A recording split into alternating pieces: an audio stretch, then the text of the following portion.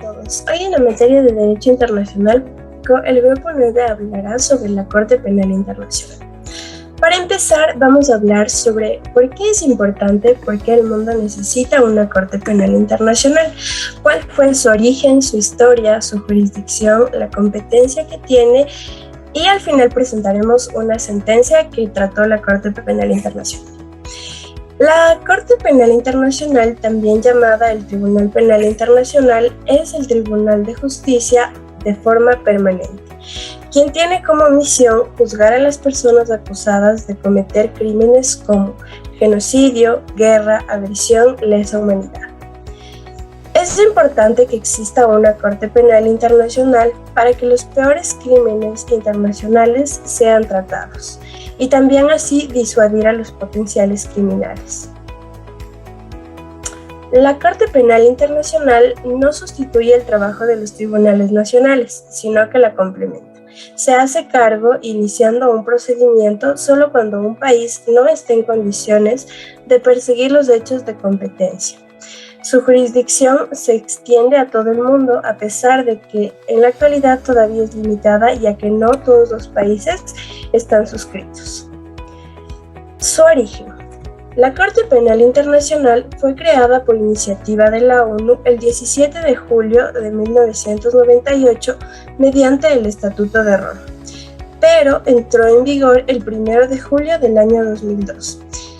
Naciendo con una jurisdicción independiente, constituye un paso histórico hacia la universalización de los derechos humanos. La CPI es el Tribunal Internacional de carácter permanente encargado de juzgar a los responsables de crímenes, como los ya mencionados con anterioridad. Actúa sobre el principio de complementariedad, lo cual también será tratado más adelante. Evolución. La Corte Penal Internacional actúa en su sede en Haia, en los Países Bajos. Como ya lo mencioné antes, es un organismo internacional independiente. Su estructura es en base a las Naciones Unidas, con la que firmó un acuerdo el 4 de octubre desde el año 2004. Regulando así la cooperación entre ambas instituciones, se financió principalmente a través de los Estados miembros ya suscritos, pero también con aportaciones voluntarias de los gobiernos, organizaciones internacionales, particulares, sociedades y otras entidades. Fue así la necesidad surgiendo de contratar un organismo de estas características, lo cual llevó a su creación, ya celebrando con Nuremberg y Tokio para juzgar los crímenes cometidos durante la Segunda Guerra Mundial en la década de los 90 y el siglo XX, poniendo así en marcha los tribunales penales internacionales para la ex de Checoslovaquia y Ruanda. Su primera condena fue emitida en el año 2012 declarando culpable a Thomas Lubanga. Cabe subrayar que a lo largo de sus años de existencia, la Corte Penal Internacional ha ampliado sus labores, siendo reseñables las recientes condenas en materia de destrucción, por ejemplo, de patrimonio cultural, de la utilización de niños para que sean soldados o de actos de explotación, también de abusos sexuales. España formó parte de la red informal ministerial para la Corte Penal Internacional que se creó en iniciativa de la ministra de Asuntos Exteriores en el año 2003. En la actualidad, esta red está compuesta por los ministros de Asuntos Exteriores de 35 países, quienes se reúnen una vez al año en el trabajo de los márgenes de la semana ministerial con la finalidad de facilitar un intercambio informal de ideas para promover así la universalidad y la profundización del trabajo de la Corte y, en definitiva, para mejorar e impulsar el respaldo político de la Corte Penal Internacional. Vamos a hablar de los principios de la Corte Penal Internacional. El funcionamiento de la Corte Penal se rige por una serie de normas y principios que lo transforman en un tribunal especial, solo para conocer casos realmente particulares. Los principios que se aplican son los siguientes. Algunos, como la complementariedad, del cual se refiere a que la Corte funciona solo cuando un país no juzga o no puede juzgar los hechos de competencia del tribunal. También está el nullum crimen sine lege, el cual nos dice que el crimen debe estar definido al momento de la comisión del delito. También está el nullum pena sine lege, el cual nos dice que un condenado por la Corte solamente puede ser penado como ordena el Estado. Tenemos el principio asimismo de la irretroactividad ratio persona, que nos dice que nadie puede ser perseguido por la Corte por hechos o delitos cometidos con anterioridad a su entrada en vigencia. Asimismo está la responsabilidad penal individual, que nos dice que no serán objeto de pretensión punitiva las personas jurídicas, salvo con hechos gravemente penados como la asociación ilícita. La Corte no es competente para juzgar a quienes eran menores de edad, como las personas de 18 años. Tenemos el principio de improcedencia del cargo oficial, que nos dice que todos son iguales ante la Corte, aunque el acusado sea, por ejemplo, un jefe de Estado, un gobernador o un presidente, el cual se complementa con el principio de responsabilidad en el cargo y de responsabilidad por cumplimiento del cargo. Y finalmente tenemos el principio de imprescriptibilidad. Por otro lado, es importante hablar de la composición de la Corte Penal Internacional, la cual está compuesta por 4 órganos, 2 oficinas semiautónomas y el Fondo de las Víctimas, The Trust Fund for Victims, TFV. Estos órganos son la Presidencia, las divisiones judiciales, la Oficina del Fiscal y la Secretaría. Estos son los 4 órganos principales de la Corte. En la Presidencia tenemos al señor juez Piotr Homsmanski, autóctono de Polonia. La Presidencia es uno de los 4 órganos de la Corte. Está integrado por el presidente y los vicepresidentes primero y segundo. Todos son elegidos por mayoría absoluta por los magistrados de la Corte por un periodo renovable de no más de 3 años. La primera vicepresidenta es la jueza Luz del Carmen Ibáñez, de Perú. Es la primera vicepresidenta y tenemos al segundo vicepresidente en funciones, el señor Antoine Keisha, autóctono de la República Democrática del Congo, el cual es el segundo vicepresidente. Las divisiones judiciales están integradas por 18 jueces organizados dentro de la división de cuestiones preliminares, la división de juicio y la división de apelación. Los 18 jueces de la Corte Penal Internacional son elegidos por la Asamblea de Estados Partes, por sus calificaciones, su imparcialidad e integridad, y cumplen con mandatos no renovables de más de 9 años. El tribunal tiene 3 divisiones de sí mismo que conocen los asuntos en diferentes etapas del proceso, como es la etapa previo a juicio o etapa de instrucción, la etapa de primera instancia o instancia única y la etapa de apelación. En la etapa de instrucción hay generalmente 3 jueces por caso, los cuales deciden si es que hay pruebas suficientes para que un caso vaya a juicio y, de ser así, confirman los cargos y los llevan a juicio. Emiten también órdenes de arresto o citaciones, conservan pruebas, protegen a los sospechosos, salvaguardan la información que afecte a la seguridad nacional, garantizan los derechos de todas las personas durante la fase de investigación, otorgan medidas de protección a las víctimas y testigos y también nombran abogados para la defensa de las víctimas. Asimismo tenemos los jueces de primera instancia, los cuales también son generalmente 3, los cuales realizan juicios justos y deciden si es que hay pruebas suficientes para probar que, más allá de toda duda razonable, el acusado debe ser condenado. Asimismo condenan a los culpables y pronuncian sentencias de carácter público, ordenan la reparación a las víctimas, incluida la restitución, la indemnización y la rehabilitación. Por último tenemos a los jueces de apelación, que son 5, los cuales manejan las apelaciones presentadas por las partes y confirman, revocan o enmiendan una decisión sobre culpabilidad o inocencia dictada en una sentencia venida en grado, y si es necesario ordenan un nuevo juicio ante la sala primera de instancia única. Aseguran también que la condena no haya sido afectada materialmente por errores o por la injusticia en los procedimientos. Aseguran que la sentencia sea proporcional a los delitos y conforman o revocan o modifican una reparación. Por último tenemos la unidad fiscal, la cual está integrada por el fiscal jefe y el vicefiscal. El fiscal jefe es el señor Karim Khan, autóctono de Gran Bretaña, y el vicefiscal es el señor James Stewart, autóctono de Canadá. La fiscalía es un órgano independiente de la Corte. El fiscal lleva a cargo exámenes preliminares, investigaciones, y es el único que puede llevar casos ante la Corte. Por último está la secretaría, a cargo del señor Peter Lewis, autóctono de Gran Bretaña. Este órgano brinda una serie de servicios para apoyar las labores de los jueces y de la defensa, entre ellos facilitar la protección de la confidencialidad y brindar apoyo durante las actividades de investigación realizadas en el terreno.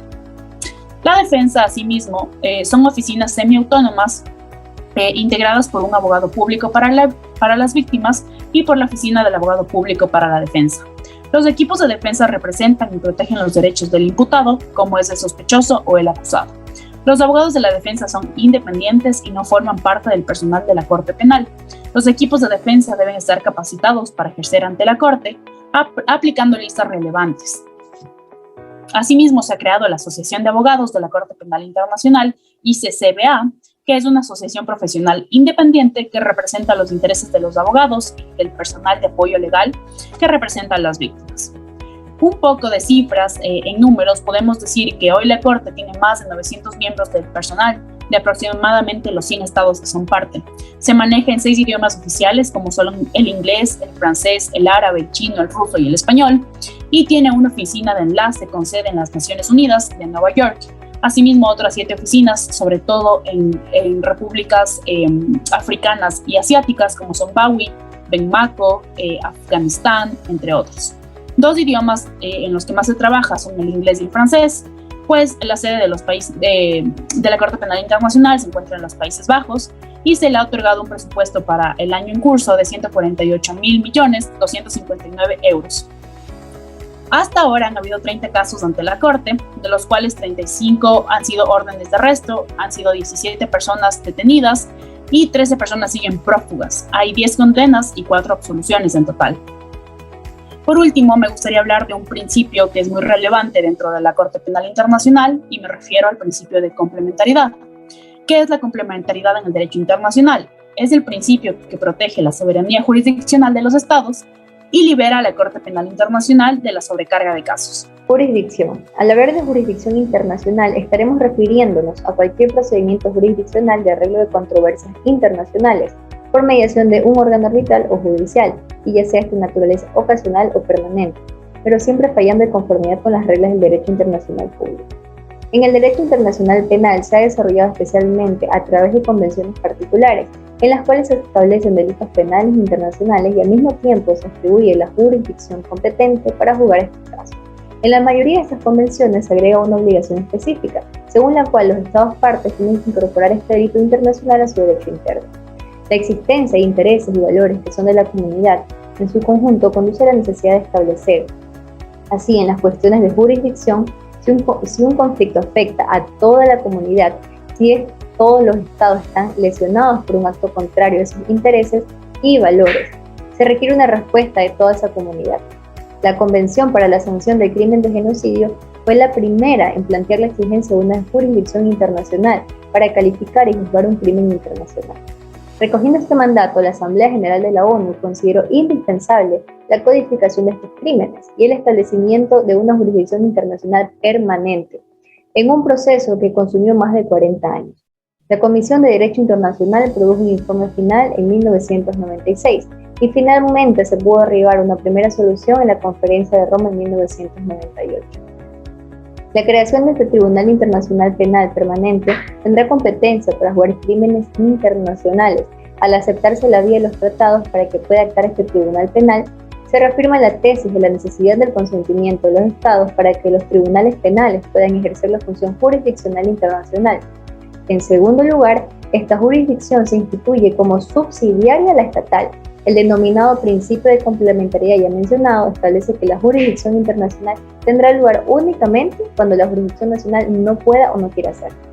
La vía convencional no fue el camino seguido para resolver la aplicación de sanciones penales a los individuos en los conflictos de la ex Yugoslavia y en Ruanda. En estos 2 casos, el consentimiento estatal fue sustituido por la decisión obligatoria del Consejo de Seguridad, que actuó dentro de sus competencias establecidas en el capítulo 7 de la Carta de la ONU. Pero no basta con la instalación de tribunales internacionales. El individuo al cual se le imputa un crimen internacional tiene derecho a ser juzgado por un tribunal independiente e imparcial. Tiene derecho a gozar de todas las garantías del debido proceso, que precisamente las convenciones de derechos humanos establecen como obligación de los estados en su derecho interno.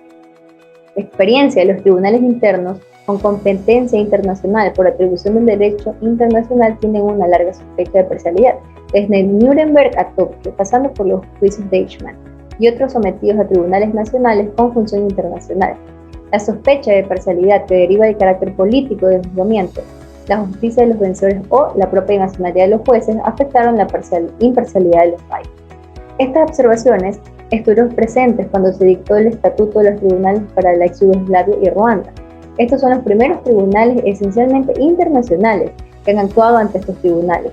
Los derechos del encausado, sus garantías en el procedimiento y la aplicación de estas disposiciones reconocidas en el derecho de los derechos humanos han sido recogidos y respetados en el Estatuto del Tribunal Penal Internacional creado por el Tratado de Roma. Historia del Estatuto de Roma. 160 estados participaron en la Conferencia Diplomática de las Naciones Unidas celebrada en Roma del 15 de junio al 17 de julio de 1998, en donde se aprobó el estatuto que establece la Corte Penal Internacional. 55 estados de todas las regiones del mundo ya habían firmado, pero se tenía que llegar a mínimo 60 estados que lo ratifiquen. Sin embargo, el proceso fue rápido, partiendo de Senegal hasta 10 países en conjunto que depositaron ante la Secretaría General de las Naciones Unidas el instrumento de ratificación el 11 de abril del 2002. El estatuto entró en vigor el 1 de julio del 2002 y a julio del 2020 la convención cuenta con 183 signatarios y 123 ratificaciones. Jurisdicción de la Corte Penal Internacional. El Estatuto de Roma define a la Corte Penal Internacional como una institución permanente que está facultada para ejercer la jurisdicción sobre todas aquellas personas que hayan cometido crímenes más graves de trascendencia internacional, conjunto al Estatuto de la Corte Penal Internacional, teniendo carácter complementario de las jurisdicciones penales nacionales. Su competencia y su funcionamiento está regido por las disposiciones del Estatuto. ¿Cuáles son los crímenes que son competencia de la Corte Penal Internacional?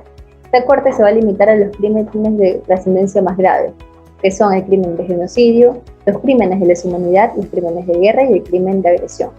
El genocidio incluye la lista de actos concretamente prohibidos, como matar, causar grave daño, cometidos con el intento de destruir total o parcialmente un grupo nacional, étnico, racial o religioso.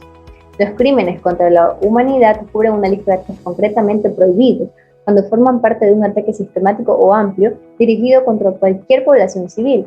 Entre los actos están el asesinato, el exterminio, la violación, la esclavitud sexual, la desaparición de personas o la fuerza y el crimen de apartheid. El genocidio y los crímenes contra la humanidad se castigan independientemente que se realicen en tiempos de paz o tiempos de guerra. Los crímenes de guerra se aplican a violaciones graves de las convenciones de Ginebra en 1949 y otras violaciones graves que se enumeran en el Estatuto cometidas a gran escala en conflictos armados internacionales. ¿Enjuiciará la Corte los crímenes sexuales? Sí. El Estatuto incluye crímenes de violencia sexual, tales como la violación, la esclavitud sexual, la prostitución forzada y el embarazo. ¿Cuándo tendrá la Corte jurisdicción sobre los crímenes? Ante todo, un Estado debe consentir en ser parte del Estatuto al ratificarlo o aceptarlo. Una vez es parte, acepta la jurisdicción de la Corte. Esta jurisdicción automática representa un avance importante en el derecho internacional, porque en el pasado, en la mayoría de los casos, la aceptación de la jurisdicción ha estado sujeta a consentimiento adicional del Estado. En el caso de los crímenes de guerra, un Estado puede retirar su consentimiento durante 7 años. Sin embargo, esto no afecta a la jurisdicción de la Corte, cuando el Consejo de Seguridad se la otorga. La jurisdicción de la Corte no será retroactiva, solo puede aplicarse a crímenes cometidos después de que entre en vigor el Estatuto y de que se establezca la Corte. La Corte puede ejercer su jurisdicción en un caso específico cuando el Estado en cuyo territorio se cometió el crimen o el Estado cuya nacionalidad tiene el acusado sean parte del Estatuto. Los Estados no parte también pueden aceptar la jurisdicción de la Corte con base en casos aislados. La Corte tendrá asimismo jurisdicción sobre los casos que le remita el Consejo de Seguridad, así el Estado implicado sea o no parte del Estatuto. ¿Violará la Corte Penal Internacional la jurisdicción de las Cortes Nacionales? No. La Corte Penal Internacional no será un reemplazo, sino un complemento para la jurisdicción nacional. Las Cortes Nacionales seguirán teniendo la prioridad en la investigación y enjuiciamiento de los crímenes en su jurisdicción, de conformidad con el principio de complementariedad. El Consejo de Seguridad y la Corte Penal Internacional. El Consejo de Seguridad de las Naciones Unidas es el organismo de las Naciones Unidas encargado de mantener la paz y la seguridad en el mundo. Establece una operación de mantenimiento de paz mediante la adopción de una resolución del Consejo de Seguridad. Esta resolución determina el mandato de la misión y su envergadura, lo que incluye la elaboración de informes periódicos por parte de la Secretaría General y la celebración de sesiones especiales dedicadas a examinar el trabajo de operaciones específicas. El Consejo de Seguridad colabora con la Corte Penal Internacional, remitiendo al fiscal situaciones en las que se pudieron haber cometido crímenes en los que la Corte Internacional Penal tiene jurisdicción. Además, el Consejo de Seguridad puede pedir a la Corte la suspensión o inicio de una investigación o enjuiciamiento. Ahora les vamos a hablar sobre el caso de Jean-Pierre Bemba, quien fue sentenciado por la Corte Penal Internacional. Él fue el fundador y presidente del Movimiento de Liberación del Congo y también fue vicepresidente dentro del gobierno de transición desde el año 2003. Como antecedentes del caso tenemos que el señor Bemba entra en sentencia a la Corte en un contexto de conflicto armado interno, el cual se desarrolló a partir de agosto del año 2001 en el territorio de la República del Centroafricano, en el cual se enfrentaron las Fuerzas Armadas del gobierno y también las fuerzas rebeldes del comandante en jefe, del señor Bemba, quien tenía por objetivo sacar al presidente del poder a través de un golpe de Estado. En la confirmación de cargos se consideró como parte elemental de la fuerza, amenaza de la fuerza, la coacción requerida por violación, a todos aquellos hechos de violencia que rodearon el acto de violación en el cual se desarrollaron durante el conflicto armado, existiendo solamente la presencia militar del MLC y donde las viviendas de los civiles eran atracadas sin posibilidad de defensa alguna, eliminando cualquier posibilidad de que haya existido el consentimiento libre y espontáneo de las víctimas. En el fallo considerado de la Sala Primera, se valoró que dichas conductas y circunstancias eran agravantes de la pena, pero lo cual, analizado después, se determinó que no pueden considerarse como tal a aquellas conductas que poseen una tipificación penal según el Estatuto de Roma, pues su correcta valoración necesariamente lleva a una imputación como tortura y no lo califica como agravantes. Con respecto entonces al crimen de tortura como crimen de guerra, se comprobó su concurrencia conjunta con la violación por la conducta que él tuvo, estableciendo como elemento laboral material el propósito de castigar y humillar, lo cual fue reconocido por la Corte.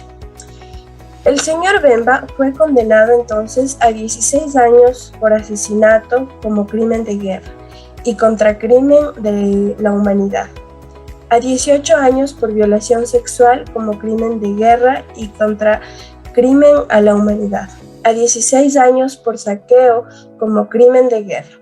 Los jueces determinaron que los actos de la violación sexual fueron perpetrados con una crueldad y con particularidad hacia las víctimas específicamente vulnerables.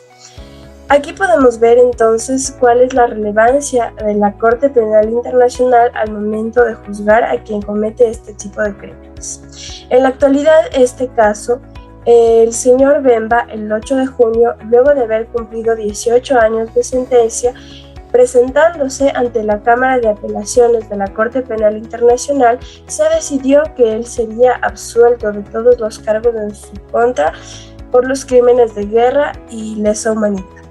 Este fallo se revirtió la decisión tomada por la Sala de Primera Instancia, donde se estableció que el señor Bemba, el comandante de jefe en grupo del Movimiento Rebelde de Liberación del Congo, era culpable de los crímenes, pero al momento en el que ya se apeló, se concluyó por mayoría que el señor había cometido estos actos delictivos y que no podía ser considerado penalmente responsable él. Entonces, que estas penas recaían dentro del alcance del caso. Pero también la mayoría afirmó que la Sala de Primera Instancia había cometido graves errores al evaluar al señor Bemba, y por este motivo él quedó absuelto.